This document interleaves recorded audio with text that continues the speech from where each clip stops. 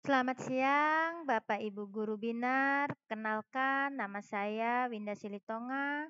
Saya mengajar di SD Santa Ana sebagai guru kelas 2 SD.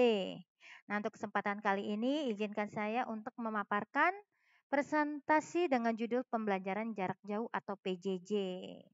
Nah, berdasarkan surat edaran Kemendikbud nomor 4 tahun 2020 ini, uh, Pak Menteri kita, Pak Nadiem Makarim, mmm, me memberikan surat edaran tersebut ya, untuk para siswa dan juga, para guru atau pendidik kita, di mana kegiatan belajar dari rumah melalui pembelajaran jarak jauh.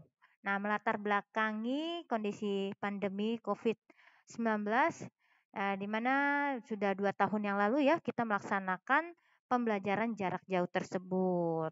Nah, ini ya Bapak Ibu ya, eee, surat edarannya.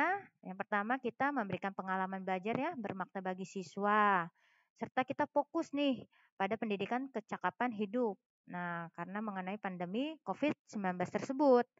Lalu kita juga bisa memberikan variasi aktivitas dan tugas pembelajaran dari rumah antar siswa.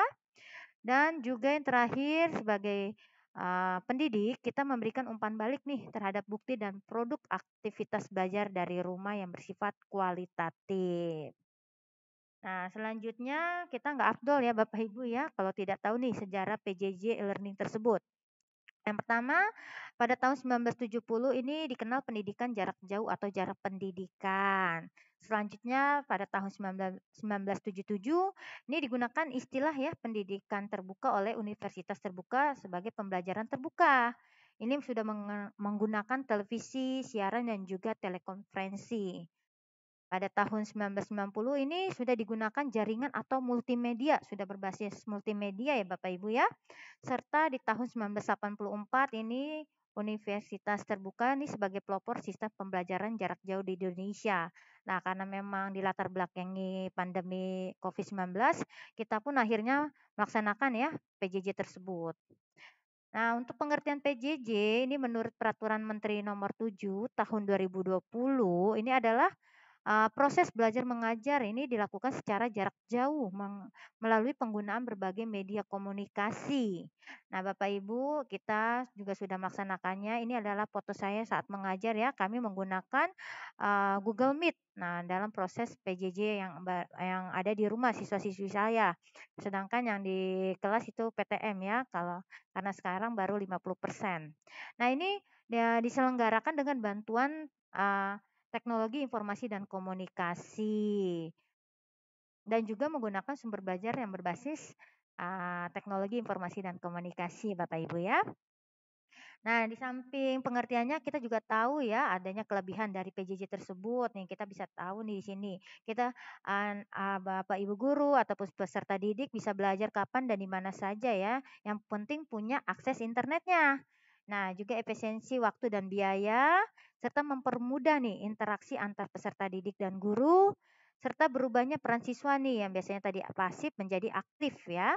Karena sudah lihat kali ya teman-temannya di layar, Bapak Ibu gurunya juga ya, dan menjangkau wilayah geografis serta menggali informasi secara lebih luas dan tidak terbatas. Nah, di samping kelebihan, adanya kelemahan nih dari PJJ tersebut. Nah, biasanya siswa yang belum mengerti teknologi atau gagap teknologi ya, atau buta teknologi, ini bakal sulit ya, bisa belajar lebih lama. Dan juga nggak semua tempat ini tersedia fasilitas internet.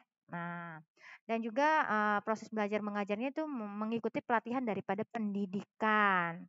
Nah, dari internet ada koneksi internet itu bisa biasanya lemot ya atau lambat ya, dan bisa membuat kita rasa frustasi, ya jengkel mungkin ya.